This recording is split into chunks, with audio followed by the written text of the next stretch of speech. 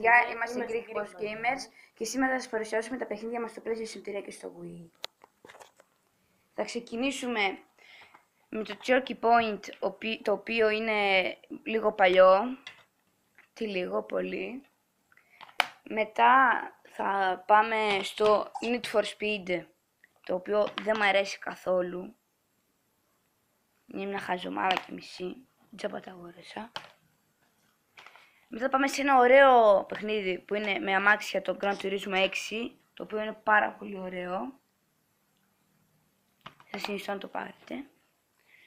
Μετά θα πάμε στο Crysis 3, το οποίο έχω μια version που ξεκλειδώνει σε ένα όπλο από αυτό το βλέπετε εδώ πέρα, με αυτή την κόκκινη γραμμή. Να σας το δείξω και μέσα μισό. Αυτό.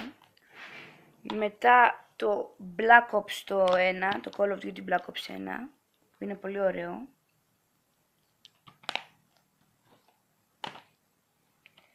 Μετά το Minecraft, που θα παίζουμε σπάνιες φορές βέβαια, αλλά είναι ωραίο για αυτούς που αρέσουν να χτίζουν σπίτια και τέτοια.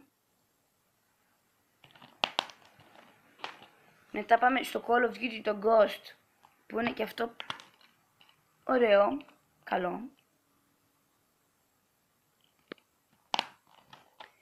Μετά πάμε στο παιχνίδι που είναι το κανάλι, είναι το κεντρικό θέμα του καναλιού μας. Το βλέπετε εδώ, το GT, το V. Έχει και χάρτες εδώ. Το MotoStorm, μισό λεπτό. Το MotoStorm με αυτοκίνητα και τέτοια. Είναι παλιό βέβαια, αλλά είναι έτσι και έτσι, δεν είναι τόσο καλό. Ένα άλλο παλιό παιχνίδι είναι το Pro 14, το οποίο είναι ποδόσφαιρο, ξέρετε. Όσους αρέσουν το ποδόσφαιρο, να πάω το 15.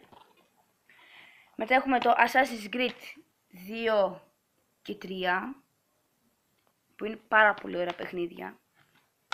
Και τώρα πάμε στα παιχνίδια το Wii.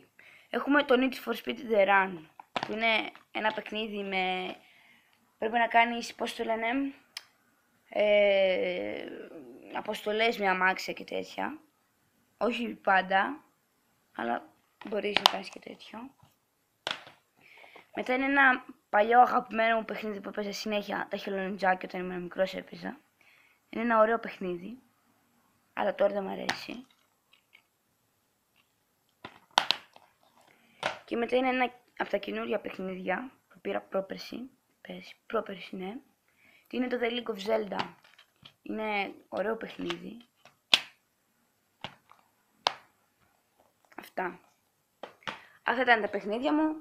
Αν σας άρεσαν, κάντε ένα comment και ένα subscribe. Γεια σας.